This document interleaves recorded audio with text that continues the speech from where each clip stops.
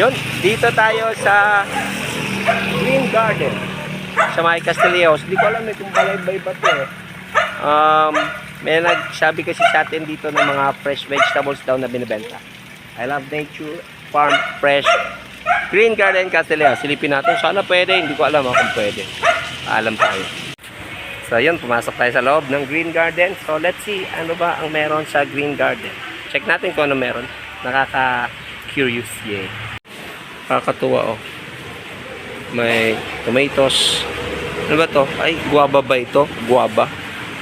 Ganda. So, may mga gamit sa pang gardening. Tapos, ha? Opo, doon. Kay sir. Tapos may mga seeds na rin. Oh. Andito nyo makikita yung mga seeds ninyo. Ano ba to mga to? Pakwan carrots. So, may carrots pala rito yo. And, ano ba to? Eggplant, tomatoes, melon, and different kinds of flowers. You know, galing naman oh. Yun. And, ayun, corn. Ano to mama? Sibuyas ba to ba? And papaya. Lettuce yata. Dito pala baby yung ano eh. Bili ka nga ng ano, isang buto. Silip tayo. Yun. Wow. Oh. Ano ba to? Zucchini, siling panigang, okra, sunflower seeds, sweet basil, coriander. Coriander pala tawag doon. Hindi ko alam gagawin. Red lettuce, bebe, oh. Spinach, sweet basil, okra, pechay, Taiwan pechay. Then, ano, dami, kompleto. Wow. This is good. Then, may mga punla na rin na tinitinda. Ano ba to? Pink oregano. Hindi ko alam kung ano itong mga to. Basta bahala na kayo. Kung ano dyan yung basil. Hindi ako gano'n gumagamit ng basil. Ito ba yung basil? Yan. And then, bulaklak. Then. Oh. Panalo pala dito. Tsaka malaki siya. Dami. Oh. Diba? Kung magano kayo. Ano ba tawag nun? Landscaping. Oh, yan. Lots of plants. Oh. Dami. Silip kayo dito. Tingin ko hindi pa kayo nakasilip dito. Marami pang mga hindi nakapunta rito eh. Dami pala.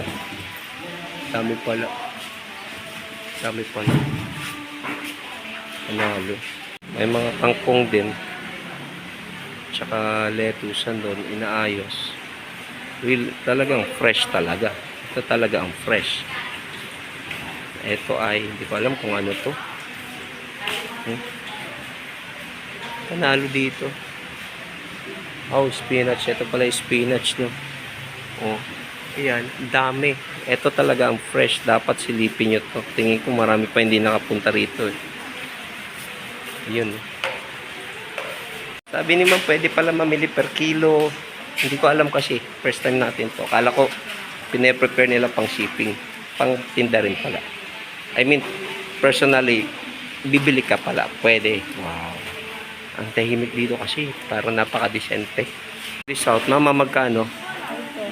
5 pesos each o ano na ano mo, puro halaman na ano yan be. Wala naman tayong bahay eh. May paso naman ako. Paso. Ito na lang kamatis bilhin mo. O kaya Chinese chives or talong. Ay ano to, ang cute nito. Oh. Check this out oh. Balsam pear. Oh, ang palayang namutla. Oh, mama naman halaman ng inaano mga flowers eh. Out. I think this is calamansi. Calamansi. Madami pa. Silip kayo dito. Yung mga parents nyo na ano, walang ginagawa sa bahay, I think bigyan nyo sila ng pagkakaabalahan. Hobby. Oh. Diba? Plants, vegetables. Dito. Yun. Ikot natin. This is a big place ah. Actually, dun yung farm yata nila. Farm mga taniman. Yun, kaso. Tara, lapitan natin. Covered check. Ganda ng halaman. Tangkad niya na. Tangkad pa yan kaysa sa akin. Tangkad. As in, tangkad. Oh. 8, ari ko. Natusok ako, 8 feet. Tusok naman to. Ano ba to? Hindi naman pala pwedeng pumasok yata doon. Bawal. Baka may dala tayong bacteria. Fully ano siya. Naka-net. Fish net. Or net, whatever. Keep this closed. Door closed. May mga cactus po yata doon. Sayang, hindi tayo pwedeng pumunta. Sarap sana puntahan eh. Ganda-ganda. New experience. Lapit na lang tayo.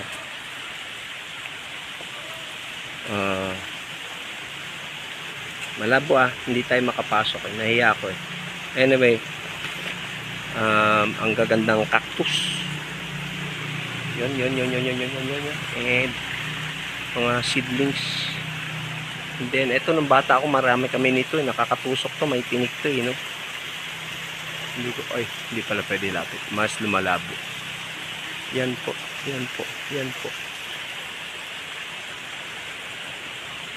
Tapos meron din silang water system. Yan. Siligan nila. Yan. Sayang, may ma-interview sana tayo eh. Ano pa meron dito? Sa labas. Okay. Like guava, giant guava.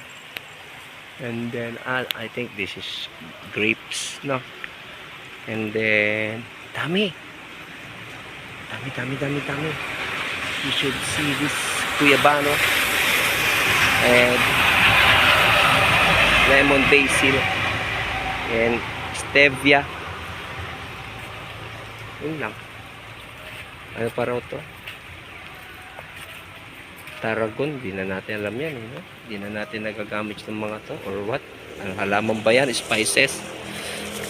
Talagang safety pala ito, no? Ay, safety. I mean, safe pala talaga siya sa insects. Talagang walang makakapasok na insekto sa kanilang greenhouse. Kasi, fully, fenced with net, no? Panalo. Laki, Ganda. Ganda. Oh. Laki. Hindi ko alam kung ano to. Santan yata. Santan o Rosal. Nalilito ako sa Santan tsaka Rosal. Ito, gumamela yata ito. Binili mo. Lapis na. Patingin ko. Tignan mo, hindi niya papakita yung mga bulaklak niya. At may sibe, huwag ka lalapit. Bulaklak. 5 lang? Oh. Try ko lang kasi ano yan? 25 pieces ito. 25. Pieces of seeds. Try nyo dito, yung mga mahilig siya, Kala mo naman may pagtataniman siya. Siguro sasama ka na sa akin ngayon, mamulot ng Hindi. Meron na ako dun, di ba? Come on. Ginawa mo. Dahlia, Pinaglagyan mo ng African marigold. Coleus ballesteros. Galing. Ano yan? Gallard. Whatever. Gallardia. The daisy. Carnation. Daisy pala yun. Ito, tagal ko nang hindi nakakita nito. Likap mo eh. Balaybay. Alina daw po ito. Castillejos. Alina po. Alinap. Alinap pala eh. Silip tayo. Gardening, agriculture materials. Ganun. Ay, may asparagus, May asparagus. Tomato na ibang klase, parang puso. Seeds din. Sweet pepper. Ang dami. Labuyo. Ha? Bakit? Ba't 60 dito? Grabe yun. No? Tapos gardening materials, pots. Special feeds. Ay, special feeds. Okay lang, ma'am. May video ko, ma'am. Ano daw po? Anong difference dun sa 5 pesos sa Ito labas? po kasi professional seeds po namin, mga special seeds. Orange label. 170 po ang isa. Okay. Iba-iba rin pala. Tuwan-tuwa ka. May mura. Meron din palang special. Hindi, tatry lang namin. Meron din Okay, okay. Ay, ito yung sinasabi ko mo. Bili ka isa nito. Ay, 170 pala, hindi kaya. Ito yun, Ito oh. pong ganito, 60 pesos po ang isa. Yun sa'yo, 5. 5 lang. Yes Ano? po. Meron din po dun sa 5 pesos yung ganyan. Meron din naman. Sige, try lang po muna namin. Mamaya hindi tayo nakabuhay. Naka-ready na yung taniman namin, mga hydroponics. Dito po yung mga gardening materials, pots, ano pa ba? Pwede sa ano? Whatever. Pwede sa greenhouse. Pwede po. Pwede pong pumasok. Pwede pumasok doon? Pwede po. Wow, good, good, good. Oh, meron din pala silang mga soil. Namili pa tayo online. Oh, may coco pit din eh, oh. Potting soil. Pwede ba magtanong? Magkano po yung gantong coco pit? Yung cockpit po na ganyan is 280 po yung book. Oh, 280, malaki yan eh, no? Oh, meron din po dito. Paper sacks din po kami. Gaano ba kalaki para sa akin? Masyado na malaki na. Oh, diba? May eggs din. Oh, ay may grocery din pala. Grocery yan. Oh, yan. Silip kayo dito. Mga batang gapo, batang subic, batang Castillejo, siguro alam na to. Ay, oh, meron din net, bebe, oh. Yan. Sige, babalik tayo dito. Nag-start po kasi kami ng lettuce. Purok press. Yun. Panalo. Ang ganda rito. First time namin nagpunta. Eh di si madam na interviewin natin. Yan. Very good. Good. Oh, deal. Tignan natin. Tignan tayo. Lalagay ko to sa vlog ko, madam. Kasi sigurado mga tiga Olonga po o ano, hindi pa alam to. May mga nakakarating na rin po. Opo. Mangilan-ngilan na. Pangilan-ngilan po, no? Kami nga po, tagal na dito, hindi namin alam meron, no? Ah, yay, nakapasok tayo. Buti na lang, pinayagan tayo ni madam. Oh, ayan po yung sinasabi ko. Yung greenhouse talagang fully netted siya. Wala talagang insektong papasok. Oh, pang ano ba to? Mga plants na pang landscaping, pang ano. Oh, mama, may ano, seedling sa baba. Oh, di ba? Ano ba yan? Hindi natin alam to. Mukhang yun.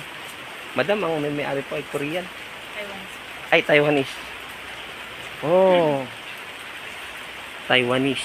Sabi mo Korean eh. Ni hao lao pan. Lao pan. Uy, ang galing talaga. Pechay siguro to. Oh. Grabe, nakakatuwa dito, oh. Ay, ayun yung ano, coco pit, oh. Mama, ito pala yung green, ay, lettuce yata na ano, na orange. Na-overwhelm ako dito. Oh, grabe. So, ayun yung seed trays, no. With, coco pit din ang gamit nila. Oh, lettuces. Dami dito.